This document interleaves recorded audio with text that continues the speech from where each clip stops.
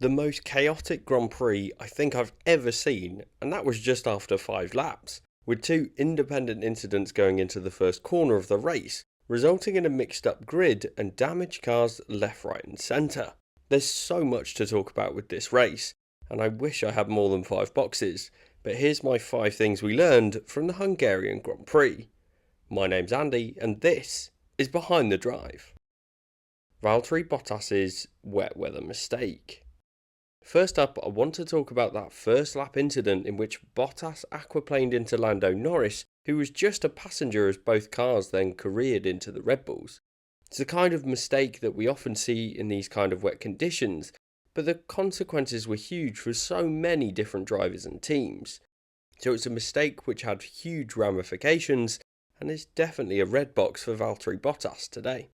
After a sluggish start, Bottas lost a few positions, and clearly just missed his braking point down into turn 1, which saw him lock up the fronts and aquaplane. It's another in a series of wet weather performances for the Finnish driver that have just been absolutely dreadful. Thinking back to Imola earlier this year and Turkey back in 2020, he simply failed to deliver in the wet conditions and makes mistakes that you'd expect to see from a rookie, not from a 9-time race winner. It's the kind of performance that will surely put further doubt over whether the team will continue with the Finnish driver going into next year. The team need 2 drivers out of the front of the order this season, and after qualifying, Bottas had done a fantastic job to put his car ahead of Max Verstappen in P2. But then to throw it all away into turn 1 is a real shame for him and the team. As much as some people might say that he took out the Red Bulls, I've no doubt that the team would prefer to see the team score points with both cars than see one drop out the race completely. One thing that we've certainly learned from this weekend is the fact that the Mercedes upgrades have managed to close the gap between them and the Red Bull cars, as they took a 1-2 finish in qualifying. But what the team would have wanted was a routine Sunday afternoon with no rain and an opportunity to control the pace at the track that's incredibly difficult to overtake on. This crash and the other incident at turn 1 created one of the most dramatic races I think I've ever seen, with a mixed up order. And even the red flag standing restart with just one car on the grid. I don't think we'll ever see that again, but more on that later. For Bottas though, he's received a 5-place grid penalty for the next race in Belgium. I think it's easily deserved, given he literally drove into the back of one of his competitors.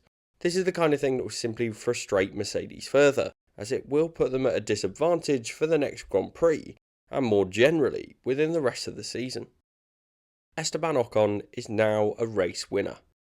Esteban Ocon has had a rough time of it lately. Since signing a long-term deal with Alpine, he's not been performing at his best, with results that have seen himself significantly behind his teammate Fernando Alonso. But today, through all of the carnage going into turn 1, it was Ocon that slipped down the inside and avoided the crashes around him to emerge in P2 behind Lewis Hamilton. After the red flag restart, where Hamilton dived into the pits for slicks, it was unbelievable to see the Alpine driver end up leading the Grand Prix. So it can't be anything but a green box for the French driver today, as he's proved exactly why this new deal with Alpine was completely justified.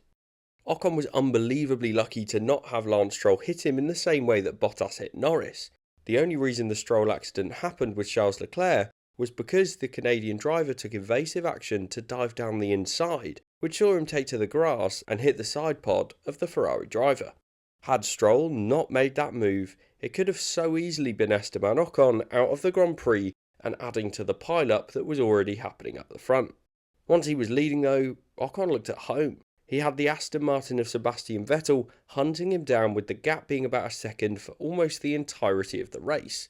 But the Frenchman didn't put a foot wrong, and it was awesome to see the 2 drivers battling out for the lead of the Grand Prix in their midfield cars. Both Ocon and Vettel have had tough times in Formula 1 over the last few years, and it just felt like a bit of a redemption opportunity for the 2 drivers as they battled it out for the lead, with a large buffer to the cars behind them, which was provided by Latifi as he dropped the rest of the challengers back. As it was happening, you didn't know whether they would be the lead drivers at the end of the race. It wasn't clear where anyone would end up, given everyone was on a different strategy. You had Carlos Sainz going into the pits later than his rivals, and the single remaining Mercedes of Lewis Hamilton finding his way through the field in the quickest car. But in the end, it was Ocon who found a way to achieve his first ever Grand Prix victory, and I couldn't be happier for him. He's in a great position with a long-term deal at a team which might find their way up the order next year, and what a driver lineup they have right now going into those new regulations. Carlos Sainz recovers from his qualifying mistake. Carlos Sainz has once again done a fantastic job for Ferrari, and proving that it was worth bringing the Spanish driver in over the winter. He made an error in qualifying, which probably in hindsight put him at an advantage, as he was able to steer clear of the multiple incidents up ahead of him.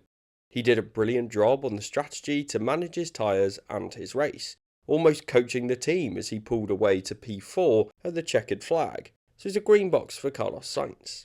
The qualifying error saw Sainz start 15th on the grid, and I think based on his performance so far this season, most people predicted that he'd find a way to come back to a solid points finish. But in the end, he drove a great race and almost managed to get himself a podium until Lewis Hamilton snatched it away from him in the closing stages.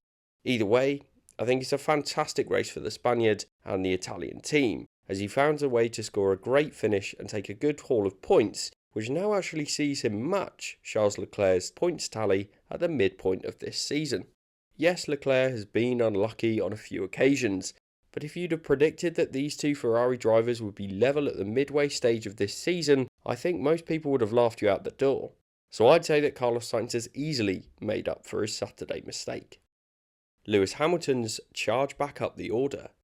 After all of the chaos, Mercedes made a serious error. Running on intermediate tyres, Lewis Hamilton was the only driver not to dive into the pits after the formation lap to switch to the dry tyres, which was clearly the tyre of choice. I wonder what was going through Hamilton's head as he realised he was the only one lining up on the grid to take the start.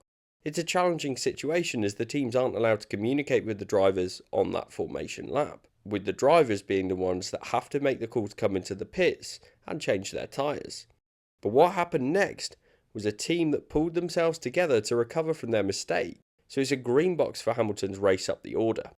After his pit stop, Hamilton was the final runner, all the way down in 14th, and my initial instinct was that it wouldn't take too long for Hamilton to start picking off the slower cars one by one, but it very quickly emerged that overtaking wouldn't be so easy, even with the pace differential of a Mercedes car to an Alfa Romeo or an AlphaTauri car, for example.